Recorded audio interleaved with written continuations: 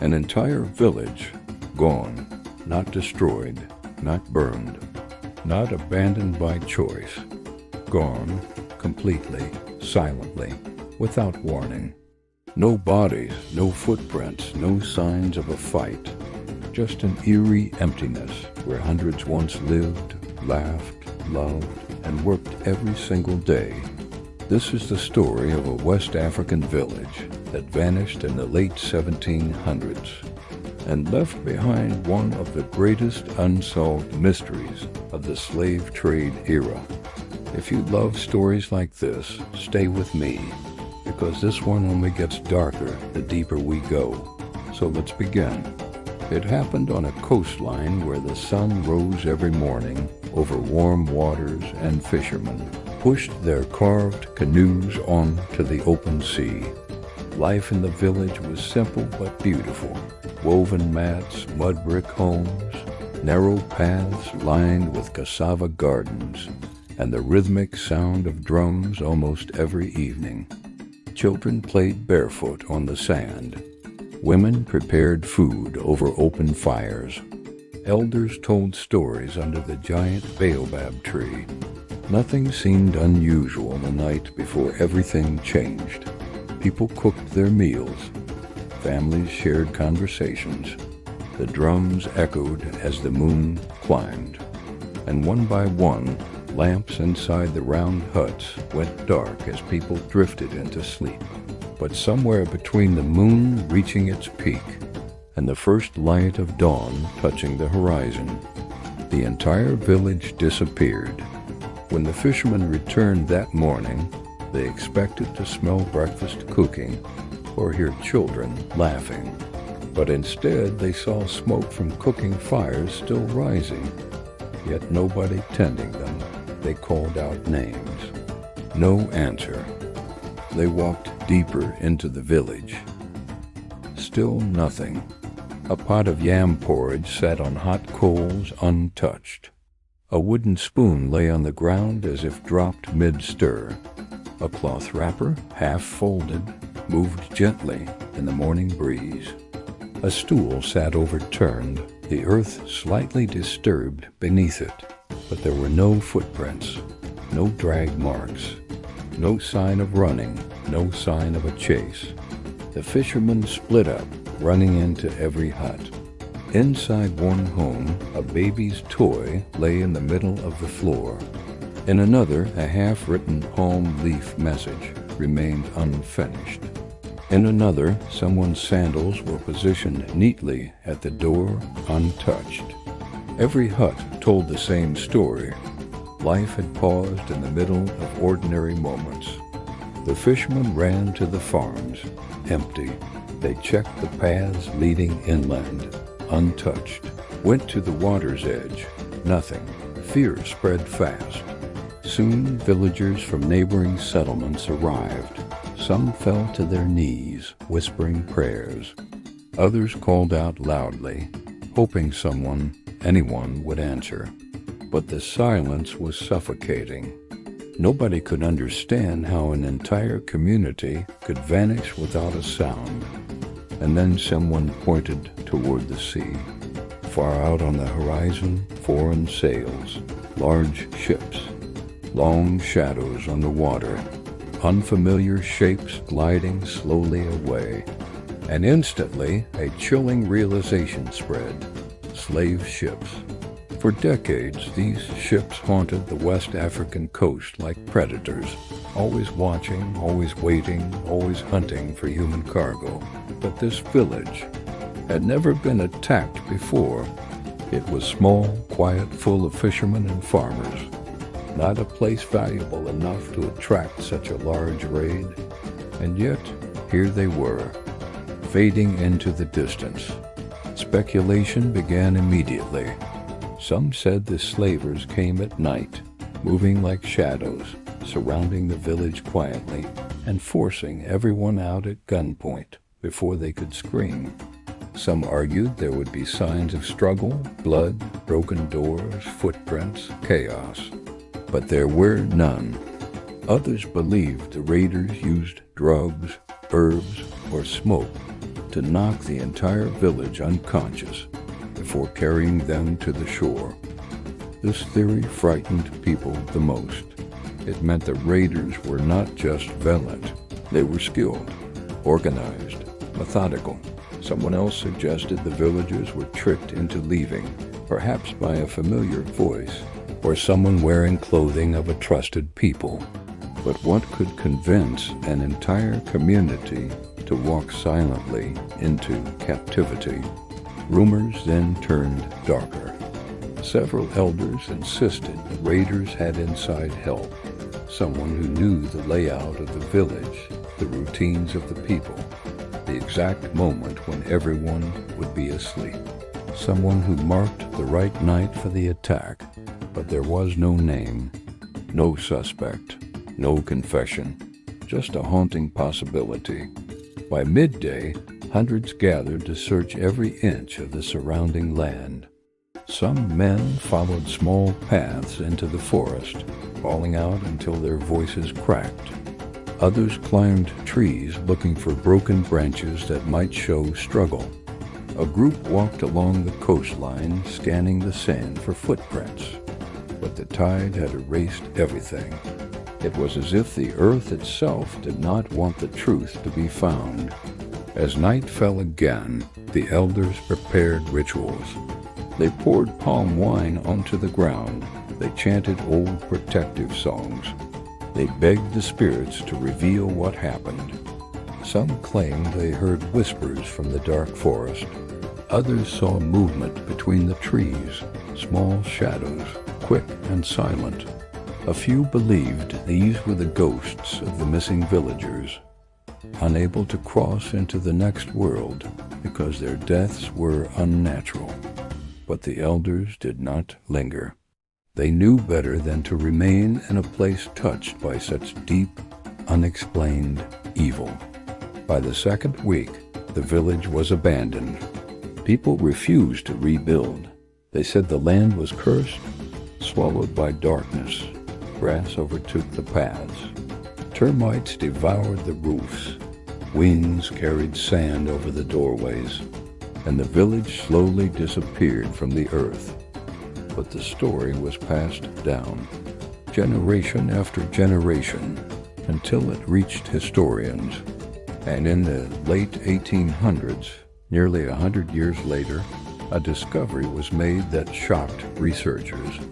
In an old European archive, a logbook surfaced, a journal from a Portuguese captain. Inside it, one chilling entry.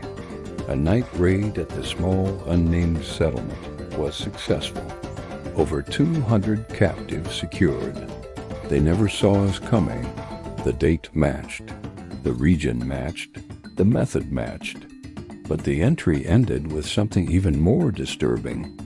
Only one escaped, a child who ran into the forest. We hunted him for hours. He vanished. Perhaps he still lives and remembers everything. Some believe that child survived long enough to tell the story. And that is why we know the village ever existed at all. But the greatest mystery remains. Why were there no footprints, no signs of panic? No shouts heard by the fishermen at sea? How could hundreds of people be taken without a single person raising an alarm? Even slave raiders were rarely this silent. Some historians believe the villagers were taken while unconscious. Others think they were marched into the waves to erase their tracks. Others propose they were seized inside their huts, gagged instantly, carried on shoulders like cargo. And some, the traditionalists, say there was something more, a spiritual warning ignored, a bad omen missed, or a force beyond human understanding. In the end, no one knows the truth. Hundreds of lives, dozens of families, an entire community erased. A village that once thrived under the African sun, now alive only in whispers, and the land where it stood remains untouched to this day. Locals still say no one should build on the ground that remembers. What happened that night? we may never know. But the disappearance of this village remains one of the darkest, most haunting mysteries of the transatlantic slave era.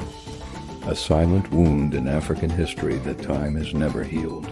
What happened after the village vanished was even stranger, because many years later, a traveler claimed he saw people who looked just like them, living deep inside a forbidden forest.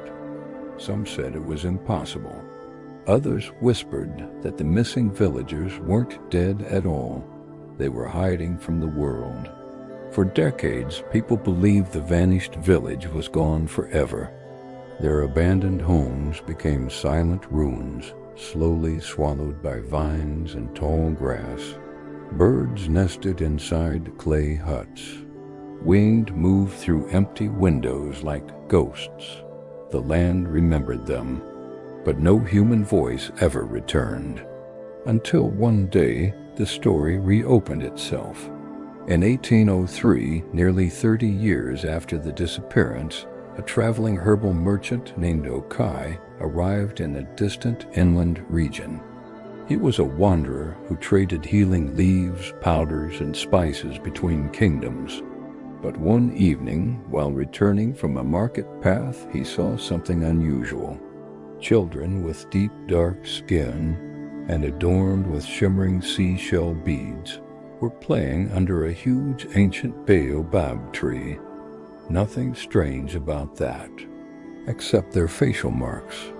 A rare pattern, the exact pattern carried by the people of the missing coastal village.